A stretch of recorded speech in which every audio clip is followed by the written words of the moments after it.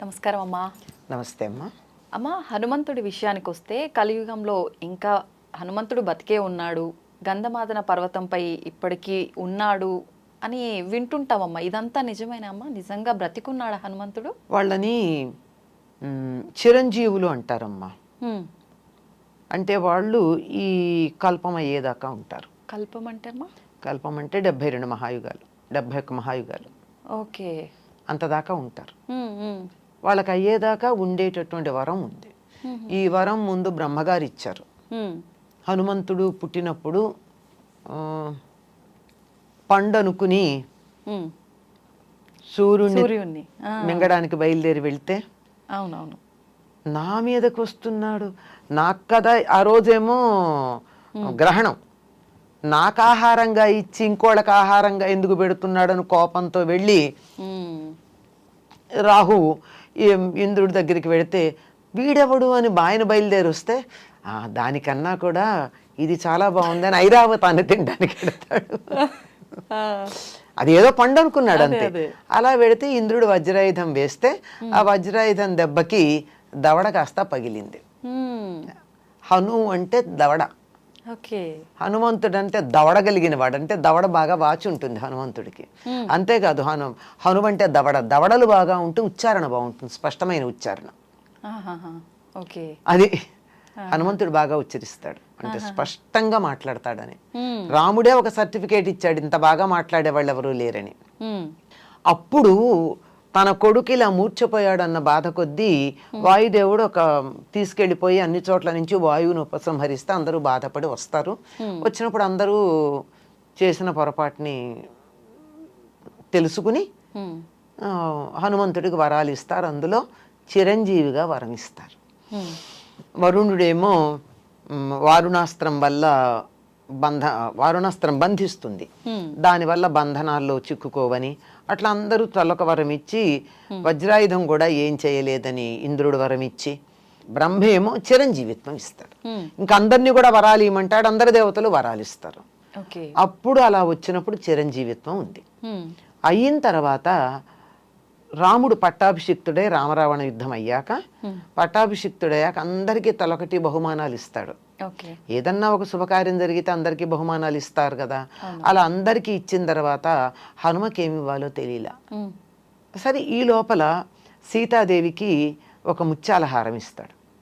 ముత్యాల హారం ఇస్తే ఆవిడ రాముడి వంకి ఇది ఎవరికన్నా ఇస్తానన్నట్టు చూసింది.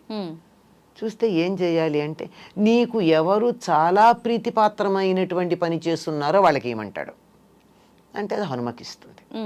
ఇచ్చాక ఇంకా రాముడికి హనుమకి ఏమి ఇవ్వాలో తెలియలా. ఏమిచ్చినా హనుమ తనకి చేసినటువంటి ఉపకారానికి సరిపోదు, తక్కువ. అందుకని సింహాసనం దిగొచ్చి హనుమని కౌగిలించుకుని నీకు చిరంజీవిత్వం ఇస్తున్నాను అన్నాడు. అయ్యిందే, ఇంతకు ముందు బ్రహ్మగారు ఇచ్చింది. హనుమ బోడు సంతోషపడిపోయాడు, ఇంతకాలం నేను బతికుంటాను అని. ఎందుకు బతికుంటానని ఆనందం?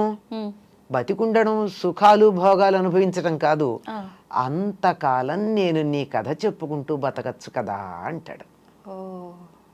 నీ కథ ఎంతకాలం లోకంలో ఉంటుందో అంతకాలం నేనుంటానన్నాడు. రామ కథ చెప్తున్నంతకాలం హనుమంతుడు ఉంటాడండి. పైగా ఎవరు నిన్ను ప్రార్థించినా వాళ్ళని రక్షించే పని నువ్వు చెయ్యాల్సిన పని లేకుండా నీ పని నేను చేస్తానన్నాడు. అందుకే ఎత్ర ఎత్ర రఘునాథ కీర్తనం తత్ర తత్ర కృతమస్తకాంజలిం బాష్పవారి పరిపూర్ణలోచనం మారుతిన్నమత రాక్షసాంతకం. ఎక్కడ రామనామం జరుగుతూ ఉంటే అక్కడల్లా హనుమంతుడు కూర్చుంటాడు.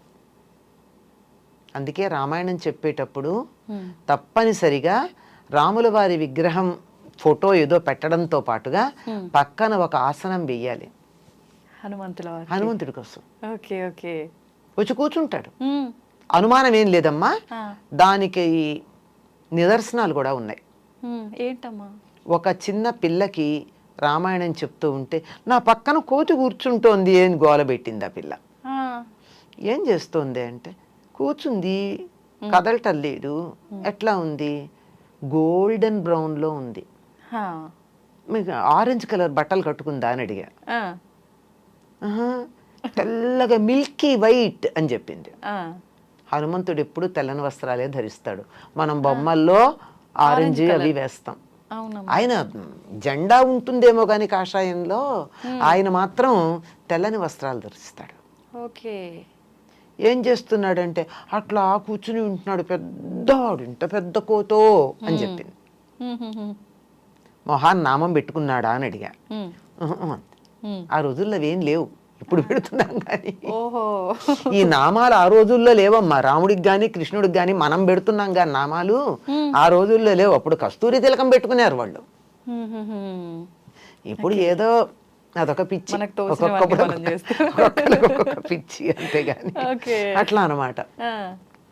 కనుక తప్పనిసరిగా రాముడు రామనామం ఎక్కడుంటే అక్కడ ఉంటాడు హనుమంతుడు. కనుక పైగా ఈయన చిరంజీవే కాదమ్మా, కాబోయే బ్రహ్మ కూడా, నవమ బ్రహ్మగా చెప్తారు ఈయన్ని.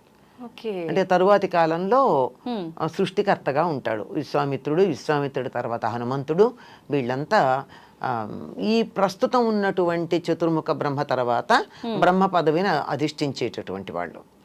కనుక చిరంజీవిగా ఉంటాడన్నది వాస్తవం, సత్యం. గంధమాదన పర్వతం మీద ఉంటాడన్నది అంతకంటే వాస్తవం. అది ఎంతగా అంటే ఇది త్రేతాయుగంలో జరిగినటువంటి ఇతివృత్తం కదా, హనుమంతుడు మనకి ఈ కథ అంతా వింటున్నాం. కానీ ద్వాపరంలో ఆ ప్రాంతాల్లో విహారం చేయడానికి వెళ్ళిన భీముడికి కూడా దర్శనమిచ్చాడు కదా గంధమాదన పర్వతాల్లో హనుమంతుడు. కనుక ఉన్నాడు. అప్పుడు అతడితో పోటీ పెట్టుకోవడం, భీముడు ఓడిపోవడం, ఓడిపోయాక నిన్ను పరీక్ష చేయడానికే వచ్చానులే అనడం. మరి అయ్యాక ఏదన్నా వరం, పెద్దవాళ్ళు వస్తే వరం ఇస్తారు కదా, పెద్దలు మన ఇంటికి వస్తే ఏదో ఒకటి బహుమానం మనకి ఇస్తారు, ఇవ్వకుండా పెడతారా? ఊరికే ఉట్టి చేతులతో రారుగా. ఏం వరం ఇస్తామంటే యుద్ధంలో ఉండమంటే అర్జునుడి జెండా మీద ఉంటానని చెప్పడం.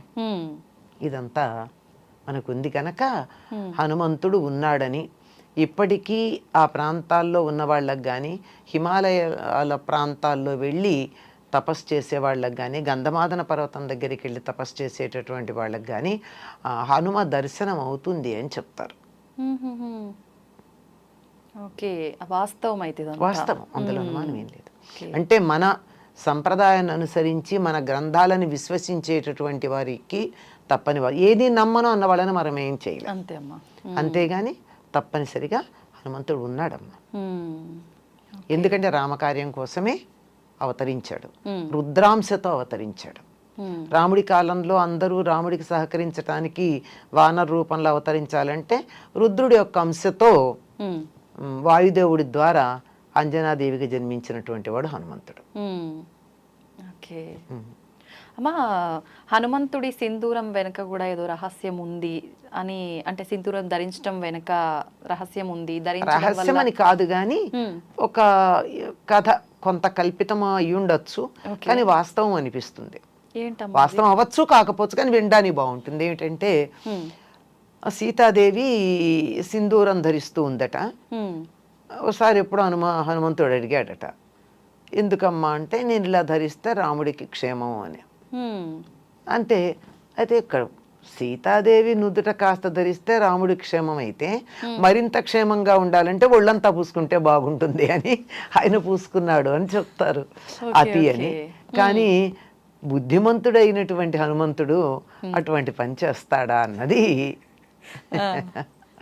ఆలోచించాల్సిన విషయం. ఓకే అమ్మా, మరి సీతాదేవి ధరిస్తే రాముడు క్షేమంగా ఉంటాడు, అందుకే రాముడు క్షేమంగా ఉండాలంటే నేను ఒళ్ళంతా ధరిస్తా అని హనుమంతుల వారు అన్నాడు. ఇది బాగుంటుంది, వినడానికి చాలా బాగుంది. మరి మనం ధరించడం వల్ల మనకేమైనా అంటే, మనం ఒళ్ళంతా ధరించం కదా, హనుమత్ ప్రసాదంగా ధరిస్తాం. ఇప్పుడు శివుడికి దగ్గరికి వెడితే విభూది ఎలా ఉంటుందో, అమ్మవారి దగ్గరికి వెడితే కుంకుమ ఎట్లాగో, హనుమంతుడి దగ్గరికి వెడితే సింధూరం అట్లా. Okay okay. నిజంగా అంటే మీరు చెప్పినట్టు అది ఎంతవరకు నిజమైనా ఎంత బాగుంది, చాలా బాగుందమ్మా. నిజంగా చాలా ఆనందంగా. కోతి చేష్టలు పిల్లల్ని అంటుంటాం కదమ్మా, అన్ని ఇట్లాంటి చిలిపి పనులు చేస్తే అన్ని కోతి చేష్టలు చేస్తావేంట్రా అని. నిజంగా హనుమంతుడు కోతి చేష్టలు చేశాడమ్మా. ఎక్కడ చేశాడంటే, రావణుడు అంతఃపురంలో సీతాదేవి కోసం వెతుకుతూ అయ్యో ఆడవాళ్ళ దగ్గర వెతుకుతున్నానేమిటి, ఆ, తప్పు, రాత్రిపూట పడుకున్న ఆడవాళ్ళు, పైగా వాళ్ళ వర్ణనమ్మా ఎంత భయంకరంగా ఉంటుందంటే మరి క్లబ్బులు పబ్బులు, ఇంకా గట్టిగా చెప్పాలంటే ఈ మధ్య కొత్తవేవో వింటున్నాం, వాటికన్నా అన్యాయంగా ఉన్న పరిస్థితిలో అక్కడ ఆడవాళ్ళని చూస్తాడు. ఆ, రామాయణంలో సుందరకాండలో ఉంది ఇదంతా వర్ణన. అలా ఉంది.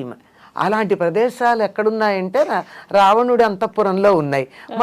మనం ఇప్పుడు మన ప్రత్యక్షంగా అట్లాంటివి చూస్తున్నామంటే వాటిని నిర్వహిస్తున్న వారు కానీ అందులో పాల్గొన్నవారు కానీ ఎట్లాంటి వాళ్ళు ఊహించుకుందాం.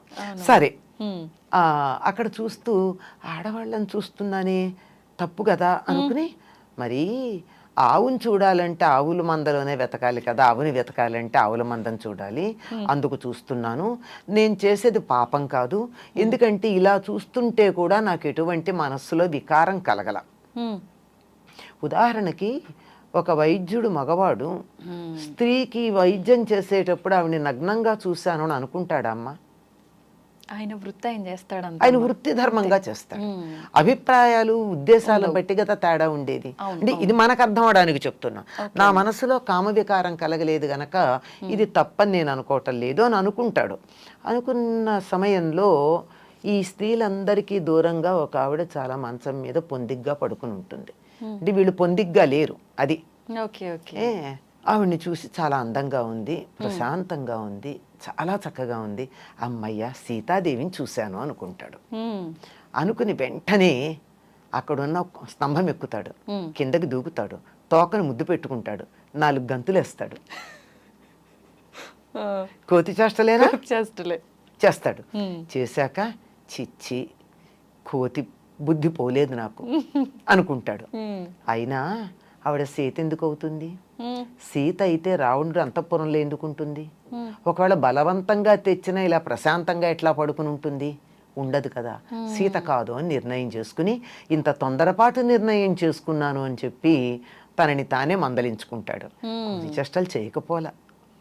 ఎవరంటే ఆవిడ మండోదరిని చూసి అట్లా అనుకుంటాడు. అంటే సీతతో పోల్చదగినంతటి మంచి పవిత్రురాలు మండోదరి. తర్వాత సీతాదేవిని చూశాక కూడా, మరి సీతాదేవిని చూశాను వెనక్కి వచ్చి చెప్పాలి కదా రాముడికి. చెప్పాడా? ఏం చేశాడు? చెట్ల కొమ్మలు విరిచాడు, అశోకవనం పాడు చేశాడు, అన్ని కోతి చేష్టలు చేశాడుగా, తక్కువేం లేదుగా. అప్పుడప్పుడు సహజమైన గుణం గుర్తొస్తుంది, మళ్ళీ తనే అనుకుంటాడు. ఆ మాట కూడా అనుకున్నాడు, తప్పేం లేదు. మొత్తానికి హనుమంతుల వారు కోతి ముద్దులు పోనిచ్చుకోకుండా సహజ లక్షణం పోతే ఉపాధి అంటారమ్మా. శరీరం ఉంది, ఈ శరీరానికి సంబంధించిన లక్షణాలు కొంచెం ఉంటాయి, తప్పేం లేదు. అంత తెలివి కల వారైనా ఆ లక్షణాలు ఎక్కడా వదలలే. ఆ కోతి లక్షణాలు ఆ క్షణంలో గుర్తించటం కదా బుద్ధి. అవును, దానికి లోను కాల వచ్చినా అధిగమించాడు. థ్యాంక్ యూ అమ్మా, చాలా చక్కగా వివరించారు. ధన్యవాదాలమ్మా.